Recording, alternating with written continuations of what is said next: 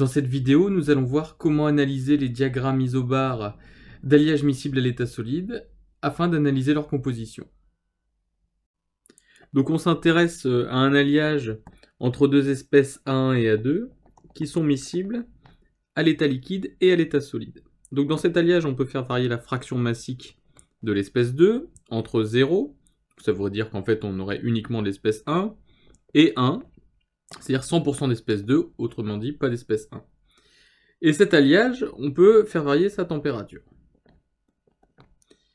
Et si on fait ça, eh bien on s'aperçoit que on obtient un diagramme de ce type, en fuseau, dans les alliages les plus simples, qui est séparé en trois domaines. Aux basses températures, l'alliage est à l'état solide. Aux hautes températures, l'alliage est à l'état liquide. Et entre les deux, nous avons un état d'équilibre liquide-solide. Donc le liquide est constitué de A1 plus A2 à l'état liquide, le solide de A1 plus A2 à l'état solide. Deux courbes remarquables apparaissent sur ce graphique. Le liquidus, qui sépare la phase liquide de l'équilibre liquide-solide, et le solidus, qui sépare la phase solide de l'équilibre liquide-solide. On redéfinit donc ces deux courbes frontières, avec ici le solidus, et ici le liquidus. Et nous allons voir dans la suite toutes les informations que nous pouvons tirer d'un tel diagramme. Alors tout d'abord, un intérêt de ce diagramme, c'est que, imaginez que vous connaissiez dans un alliage la fraction massique de l'espèce 2, qui serait par exemple de 0,7, et que vous connaissiez la température à laquelle vous portez cet alliage. Par exemple, disons 400 degrés Celsius, mais ça pourrait être n'importe quoi. Eh bien, vous pouvez tout de suite lire sur ce diagramme dans quel état se situe votre alliage. Il suffit pour cela de placer le point M aux coordonnées correspondantes, et vous vous rendez compte ici, par exemple, qu'on a un alliage à l'état d'équilibre liquide plus solide. Alors vous pouvez même en savoir plus.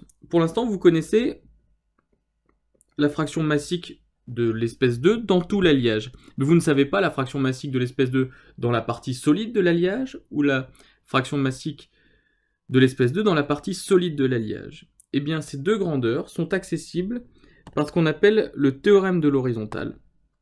Alors, le théorème de l'horizontale consiste à tracer une droite horizontale passant par le point à lequel vous vous situez et de regarder son intersection avec le liquidus et avec le solidus.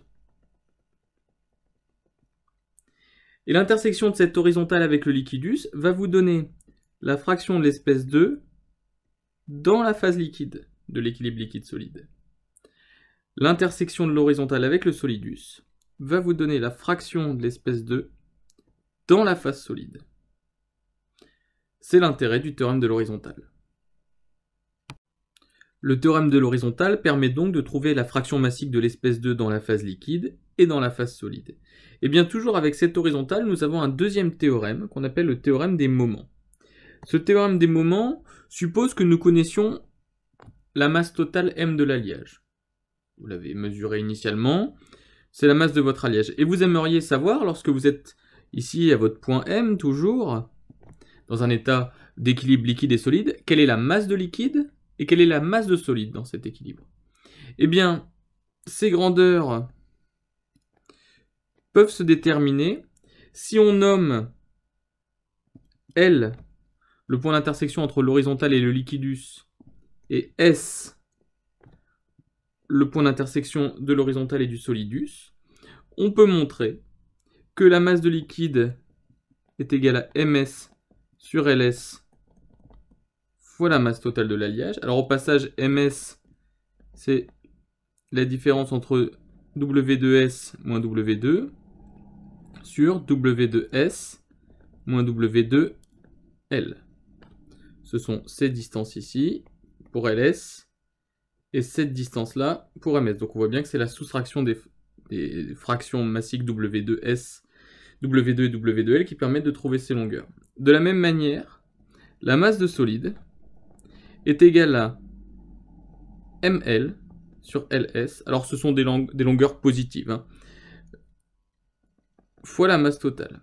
Ce qui fait désormais pour ML cette distance-là, qui est W2 moins W2 liquide, sur LS qui est toujours W2 solide moins W2 liquide. Le tout fois la masse de l'alliage. On comprend bien que plus M va se déplacer par exemple vers la droite, plus la longueur MS tend vers 0.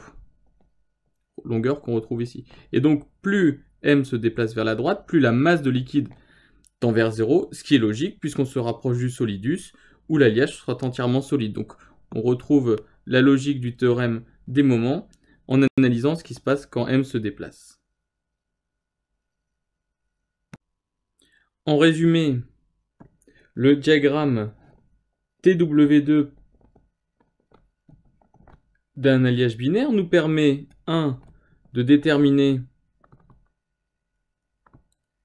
l'état physique dans lequel se situe un alliage, solide, liquide ou équilibre liquide-solide.